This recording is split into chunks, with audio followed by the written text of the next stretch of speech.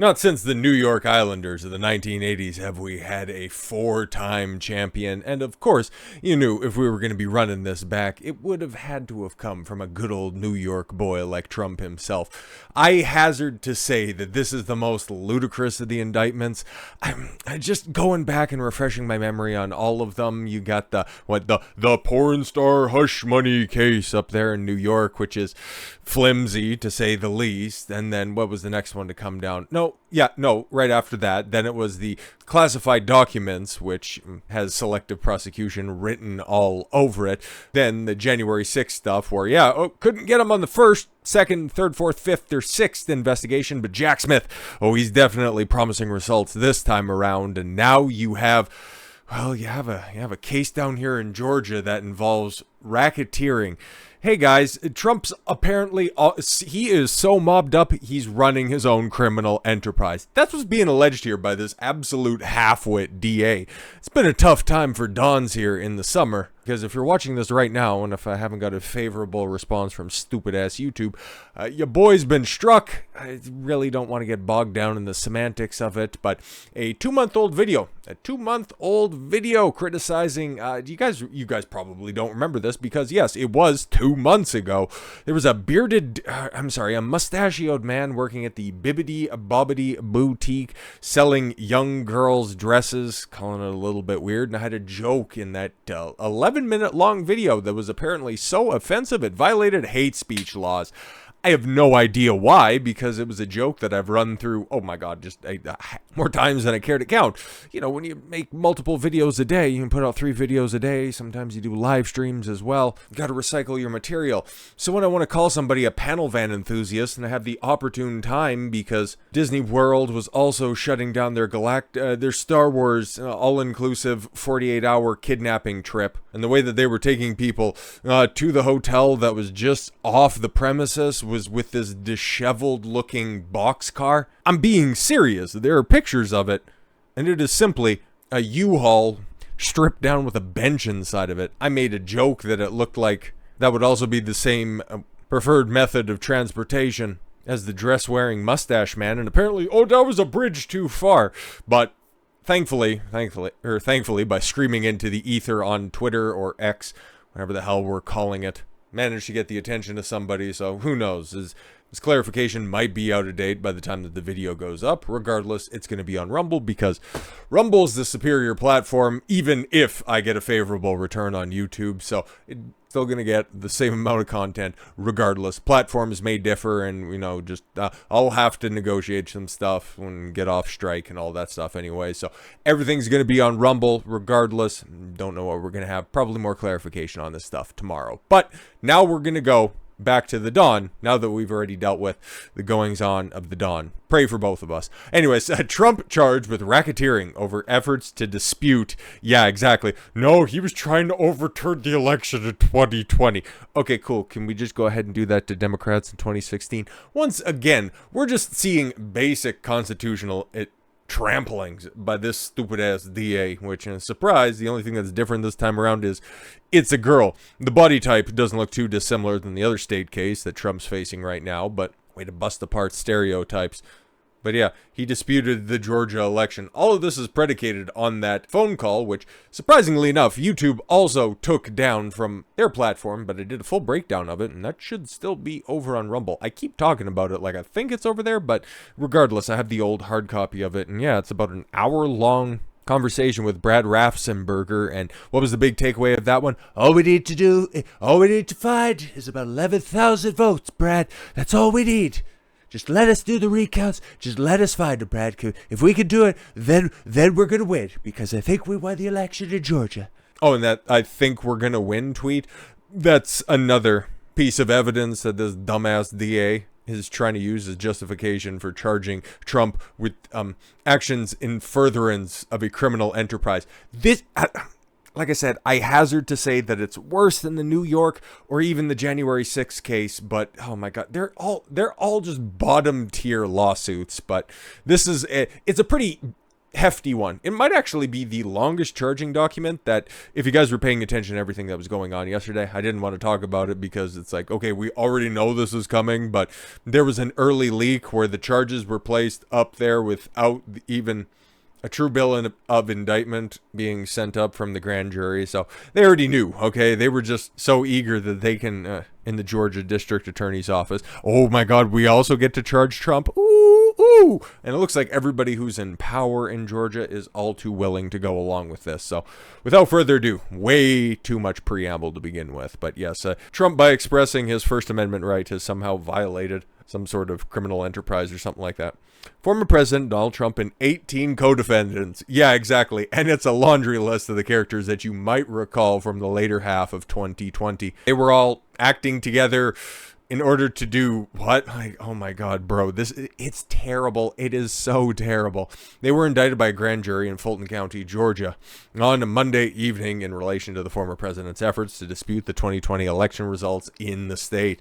98-page indictment. Yeah, it's a beefy boy, and there's some good belly laughs if you want to take a look at it. Obviously, link to this article, which, hey, another thing, okay, because I laid out that I may or may not be on YouTube at this point in time, but YouTube also sent me another takedown notice yesterday for providing links to the articles that I use in my videos. Think about that for a second. It was a Wall Street Journal article that ended up getting me having a video taken down, and I think I won that appeal because the video's back up. It was one of the Bud Light videos. So if my innocuous joke from a video from 2 months ago that was doing relatively well is grounds for hate speech, basically, and I'm not trying to prompt anything, even though I'm sure that there are some bad faith actors because I'm going after Disney now. I've made far spicier jokes against Dylan Mulvaney and Disney specifically, so it could be donezo for me. I hope not. I'm just, being realistic about the situation, kind of like Trump is, by going,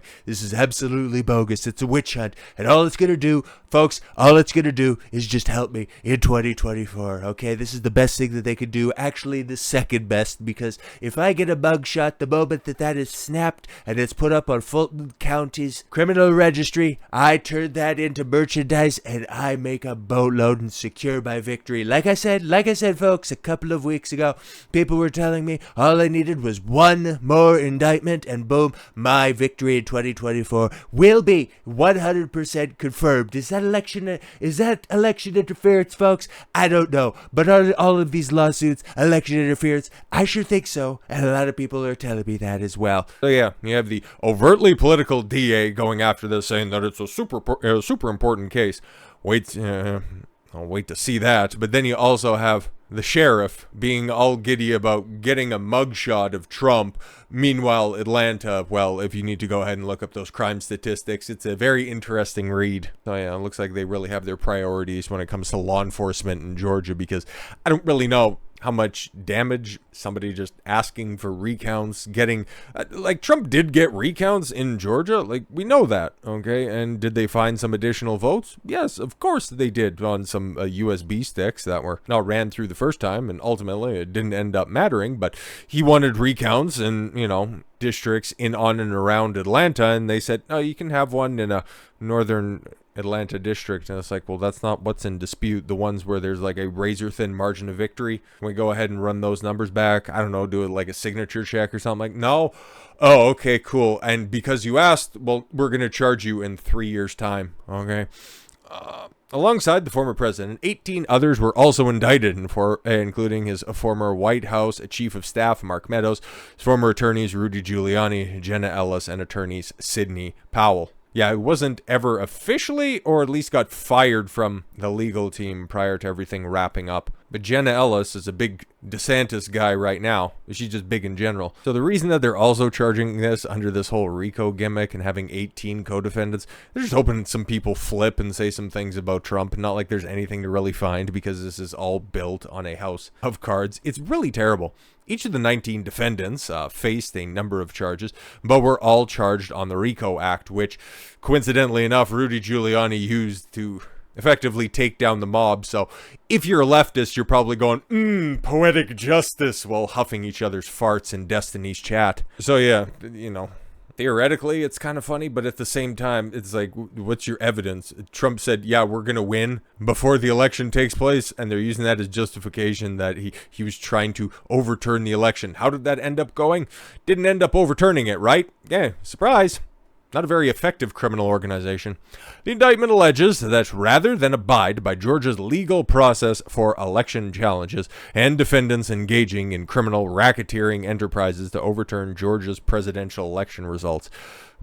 What the fuck does that even mean? Fulton County District Attorney Fani Willis, and she looks exactly the way that you would anticipate somebody whose name is Fani Willis would look like, said at a brief press conference late Monday. She alleged that the goal of the 19 defendants was to allow President Trump to seize a presidential term of office. What a fucking dimwit. Do you think there was any validity to that every other leftist DA around the country wouldn't try to make those charges stick? I don't know, maybe we're going to see a whole bunch of other rogue prosecutors step up in order to levy some sort of charges in defense of mud democracy, but dude, it's so ridiculous. It's absolutely ridiculous.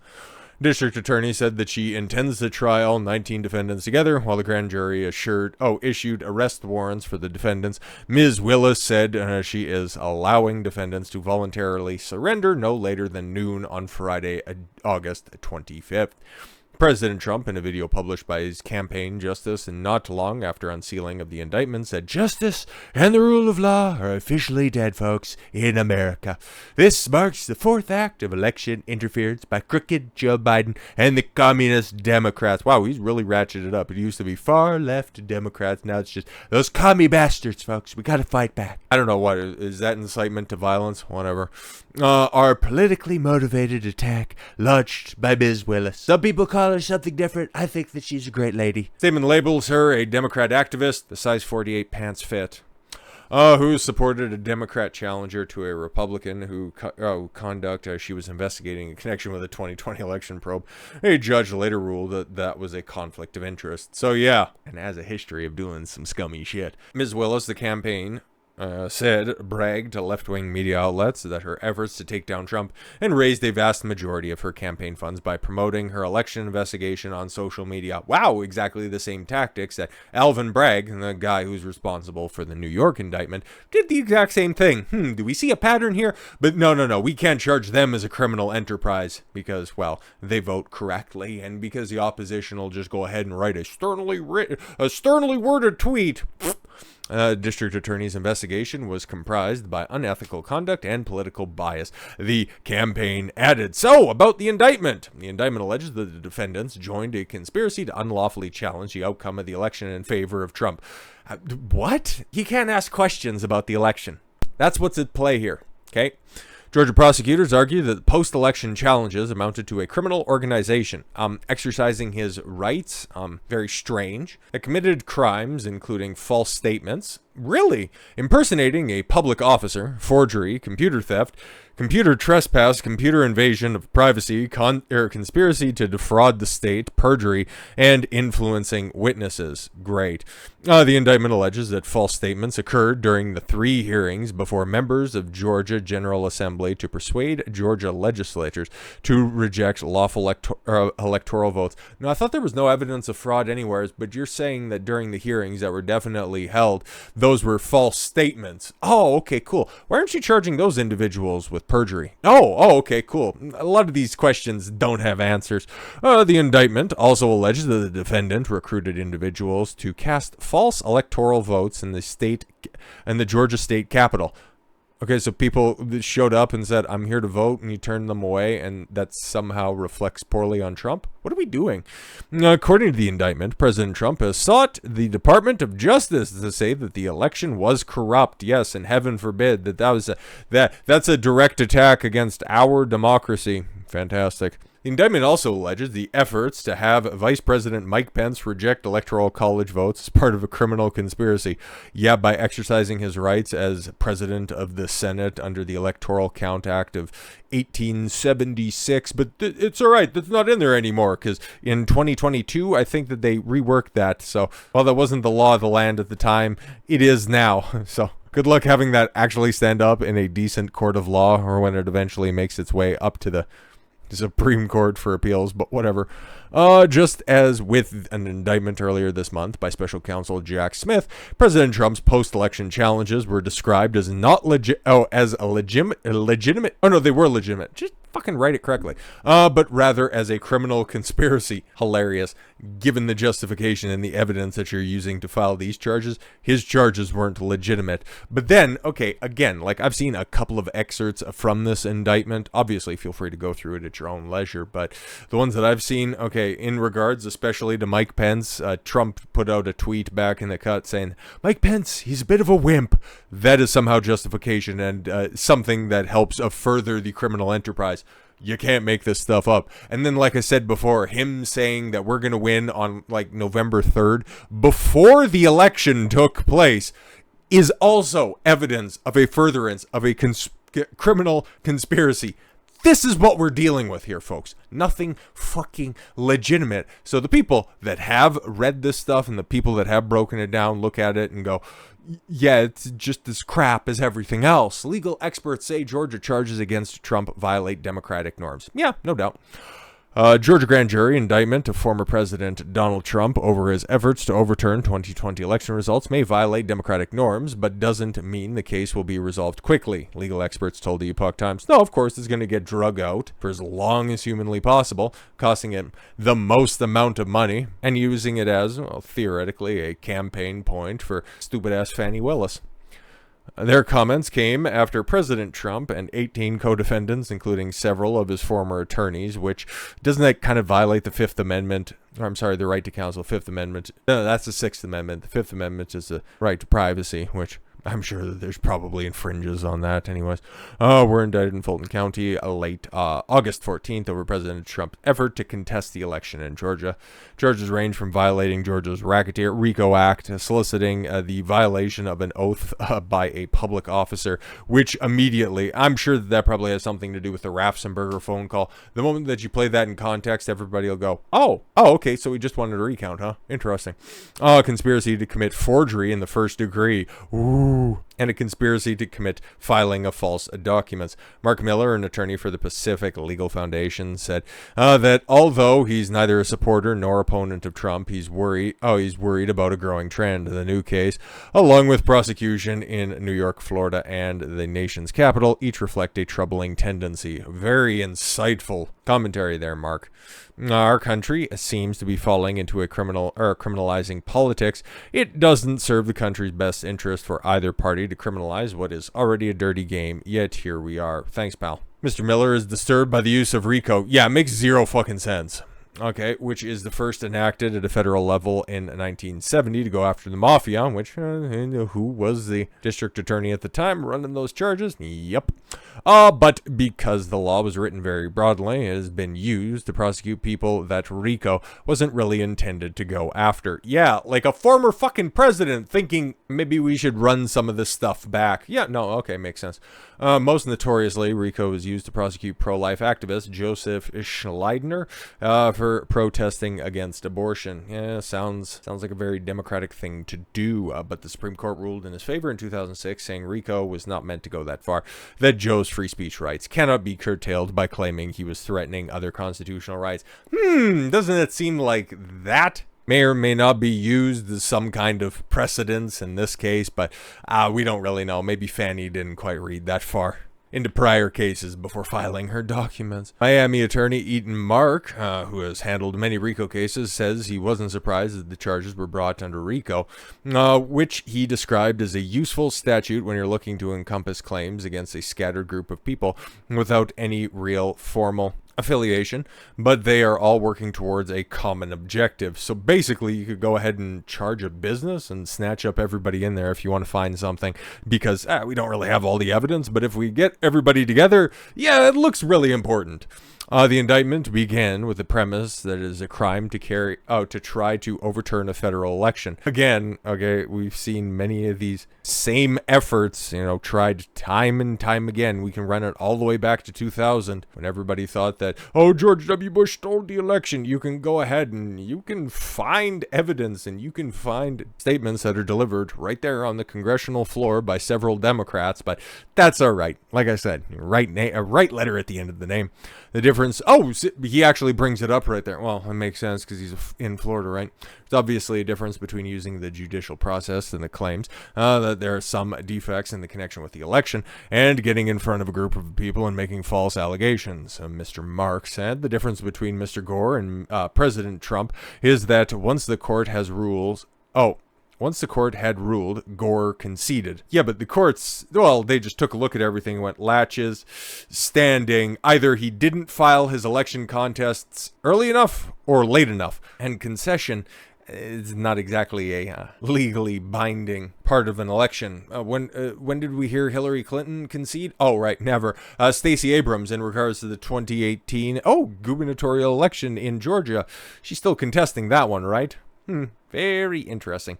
President Trump went on national television telling everybody who would listen that the election was stolen and the results were illegitimate. Oh my God, he said things. And that right there, that's in furtherance of a criminal enterprise. You fucking retarded. The indictment does not seem strong. You don't say. Attorney Kurt Levy, the Committee for Justice, said the indictment certainly does not seem strong. It doesn't get explained enough, and the conspiracy to do X is not a crime unless X is a crime. Yeah, exactly. They're just trying to find some shit. We really don't like the way that you handled your challenge to the election results, Mr. Levy said. Yeah, exactly. They really think you behaved badly, and now you're going to try to squeeze it into some existing statutes. Exactly. They don't really have a case. They just have some laws that they think that they can charge him with. It's realistically, man, it's one of those shotgun approaches where we don't really have a lot of strong evidence, but we have a bunch of charges. I've seen a bunch of people string up everything that's on there. Trump is basically facing, jail time until the end of time. Several life sentences, something like 700 years of everything that he's currently being charged with is effectively prosecuted. But the moment that, maybe, and especially with this indictment, once it does go to trial, like this could actually be the first time that any of the election in 2020 information can actually be seen in front of a court instead of just being, no, that's been dismissed because, I don't want to touch that shit with a 25-foot pole. Because somebody who's actually down working on the campaign in Georgia specifically, Robert Barnes, he's quote tweeting Brian Kemp, who, yes, the current governor of Georgia, fucking rhino, came out and said, the 2020 election in Georgia was not stolen. For nearly 3 years now, anyone with evidence of fraud has failed to come forward under oath. Well, that's just big cap, bro. Like, we know that's verifiably untrue because, or maybe under your interpretation of that is, anybody who's come forward, they're just liars who signed affidavits and were at the hearings that were held in Fulton County. Don't worry about that. And prove anything in a court of law. Our elections in Georgia are secure, accessible, and fair, and will continue to be for as long as blah, blah, blah, blah, blah, blah. Who actually gives a fuck? But Kemp lies. Trump's Georgia election contest was by law required to be heard within 10 days. Fulton County courts refused. Oh, wow. Hence, Trump's elections contests were never heard. No, exactly. And then they were dismissed on latches because they were no longer relevant because Joe Biden was already the president. Georgia also promised to produce signature matches and publish ballots, which, guess when that happened? Never. Still hasn't happened. But reneged and did neither. Exactly, man, because if you actually want to look at the evidence, well, as Melissa Tate, I'm not entirely sure where she gets her information from, but, hey, man, brings up some very important stuff of what you can go ahead and confirm from the voter rolls at the time. 2,000 felons voted, 66,000 under the age of 18 voted, 2,400 people weren't registered at all, 1,000 used the P.O. box to vote, just about 5,000 people voted past the registration date. 10,000 people died before the election. 400 people voted in 2 states. 15,000, just about 16,000 people moved out of the state, and 40,000 people changed county. But it was, as I was informed, the most safe and secure election of all time. Georgia's elections are, in fact, the most pristine that we've ever seen. And, well, Trump's going to be going away for a very long time, I'm sure. So with all that said, thank you all very much for the gift of your time. I've been Don Consuelo. I want you to follow your gut and get after it. Take care, everyone. And Trump 2024.